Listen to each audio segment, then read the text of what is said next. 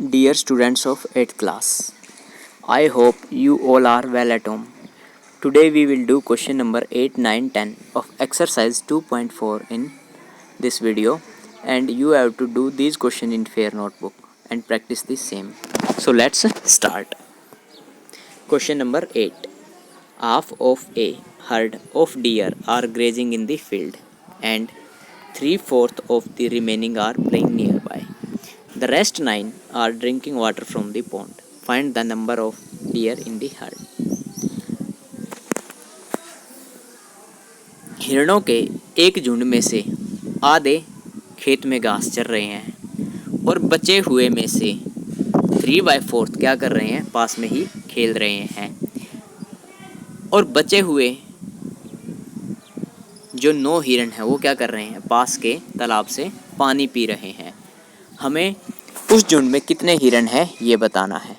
तो यानी देखो भाई, आधे तो कर रहे हैं, घास चर रहे हैं, ठीक है, और बचे हुए का 3/4 पास में खेल रहे हैं, ठीक है, और जो बाकी 9 बचे हैं वो क्या कर रहे हैं, पास के तालाब से पानी पी रहे हैं। तो हमें क्या निकालना है, उस झुंड में कितने हिरण हैं। तो आओ इसको शुरू करते हैं। Let number of deer in the herd equal to X. ठीक है, हमने मान लिया कि कितने डियर है उसमें, एक्स। तो number of dear grazing in the field, कितने हिरण खेत में घास चर रहे हैं, तो 1/2 एक्स, यानी x/2। रिमेनिंग डियर कितना बच गया भाई, एक्स हिरण थे हमारे पास, x/2 घास चर रहे हैं, तो x माइनस का x/2 कितना आ गया, एलसीएम लेने पर, सोल्व करने पर x/2। तो रिमेनिंग डियर कितने बच गए हमारे पास, x/2। Number of dear playing near by, अब कितने हिरण पास में खेल रहे हैं, 3/4, ठीक है, किसका, रिमेनिंग डियर का। यहाँ लिखा हुआ देखो, सॉरी, हाँ देखो, रिमेनिंग डियर का कहा हुआ ना 3/4, तो रिमेनिंग कितना हमारे पास, x/2, यानी 3/4 मल्टीप्लाई x/2। जब इसको सोल्व करेंगे हमारे पास कितना है, 3x/8, ठीक है। तो अब रिमेनिंग डियर हमारे पास कितना बच गया, सबसे पहले हमारे पास कितने थे, x/2, तो क्या कर रहे हैं हमारे पास, यहाँ पर खेत में घास चर रहे हैं, और 3x/8 क्या कर रहे हैं हमारे पास, तालाब में, सॉरी 3x/8 क्या कर रहे हैं, वो पास में खेल रहे हैं। तो जब हम x में से इन दोनों की वैल्यूज़ को घटा देंगे निकाल कर एलसीएम लेके, तो हमारे पास कितना आ जाएगा, 8 एलसीएम आया। अब इस 8 किसके साथ मल्टीप्लाई, 8x माइनस का, जब इस 8 को 2 से डिवाइड किया तो 4x, 8x माइनस का 4x माइनस का 3x, तो इसको सोल्व किया तो हमारे पास कितना है, x/8। तो अब बच्चों हमारे पास कितने हिरण बच गए, सिर्फ x/8, ठीक है। अब क्वेश्चन के अकॉर्डिंग क्या कह रहा है, जो रेस्ट 9 है ये तालाब से पानी पी रहे हैं, तो हमारे पास कितने बचे हैं, जो रेस्ट, x/8, तो x/8 इक्वल टू 9, ठीक है। जब इस 8 को हम राइट हैंड साइड में लेके जाएंगे, ये यहाँ डिवाइड में तो उधर जाए तो मल्टीप्लाई में, तो x equal to 9 into 8 equal to 72।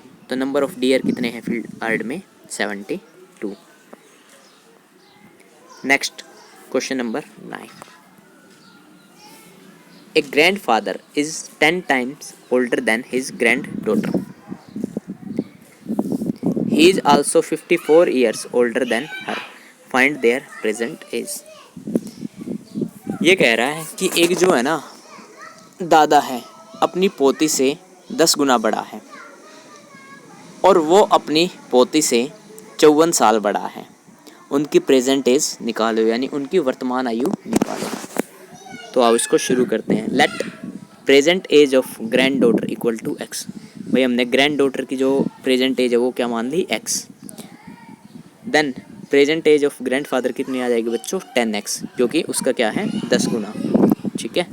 According to question 10x equal to X plus का 54, क्योंकि वो जो 54 साल बड़ा उससे, यानी इसकी प्रेजेंट एज कितनी थी, x, और उसकी कितनी हो जाएगी, 54 साल बड़ा, तो x प्लस 54, यानी x प्लस 54 किसके बराबर है, ये दादा की उम्र के, ठीक है। जब ये x इस तरफ आएगा, 10x माइनस का x equal to 54, 9x equal to 54, x की वैल्यू यहाँ से क्या आ जाएगी सोल्व करने पर 6।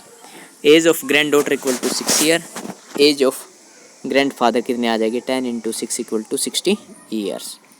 तो इस तरीके से आपको ये क्वेश्चन करना है। नेक्स्ट